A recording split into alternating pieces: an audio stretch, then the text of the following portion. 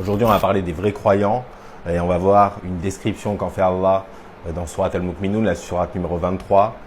Donc Allah commence en disant « Bienheureux sont certes les croyants ». Donc ça, c'est la traduction classique, mais on peut aussi le traduire par « Les croyants ont déjà réussi », comme si c'était déjà fait. Et on traduit aussi par « les vrais croyants » parce qu'il y a une différence dans le Coran entre les vrais croyants et ceux qui ont cru. Donc ceux qui ont cru, ce serait Alladina Amanu, et les croyants, c'est le Mu'minun.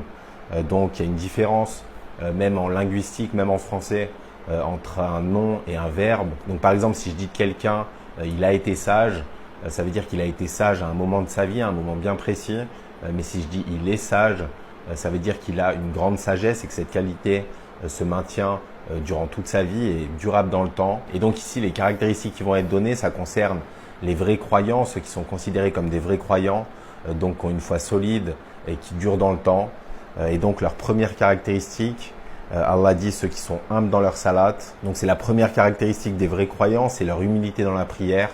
Donc ils se concentrent dans leur prière, ils se connectent réellement avec Allah. Et rapidement, on peut donner quelques conseils pour améliorer nos prières. C'est d'abord de se rapprocher de la parole d'Allah. C'est aussi de planifier nos prières. Donc les prières sont planifiées par défaut, mais de planifier notre journée en fonction des prières. Et de savoir que telle prière arrive dans tant de temps et de s'y préparer.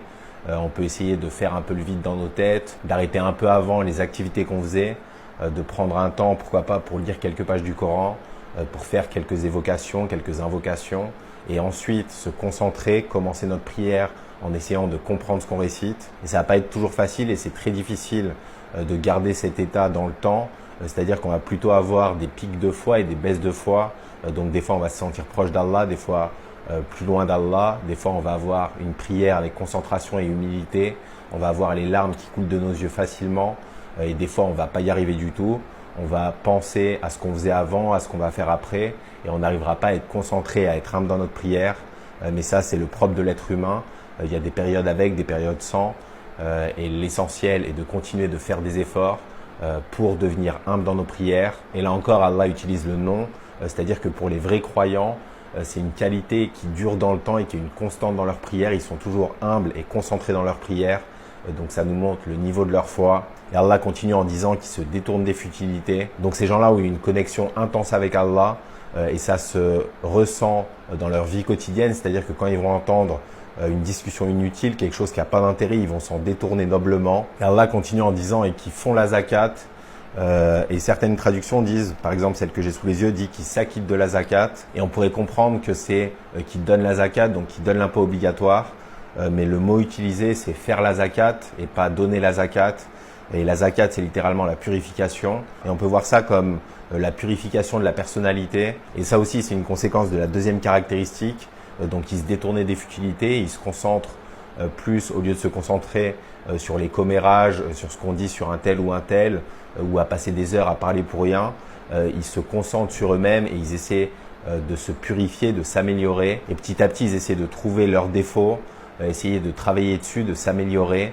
Et ils sont engagés dans ce processus. Puis Allah dit qu'ils préservent leur sexe de tout rapport, si ce n'est qu'avec leur épouse ou les esclaves qu'ils possèdent, car vraiment on ne peut les blâmer. Donc là encore, il y a un lien entre la troisième et la quatrième caractéristique. Donc dans la troisième caractéristique, ils se purifiaient. Et l'une des purifications, ça va être de contrôler nos désirs, et nos désirs charnels en particulier. Donc ces gens-là se sont purifiés et donc ils n'ont pas de rapport, si ce n'est avec leur épouse ou avec les esclaves qu'ils possèdent. On fera peut-être un autre jour une vidéo sur le sujet des esclaves. Et Allah continue en disant alors que ceux qui cherchent au-delà de ces limites sont des transgresseurs.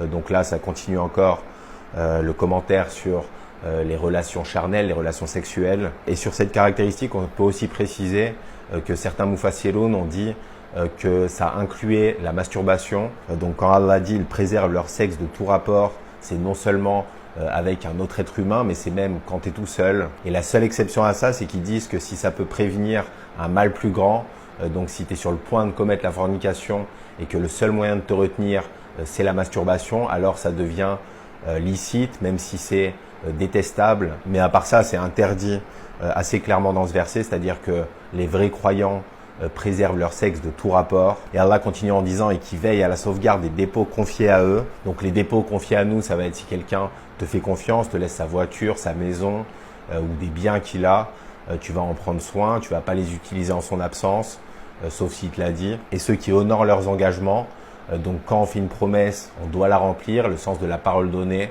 de pas dire quelque chose qu'on ne fait pas. Allah dit ailleurs dans le Coran, c'est une chose énorme que de dire ce que vous ne faites pas.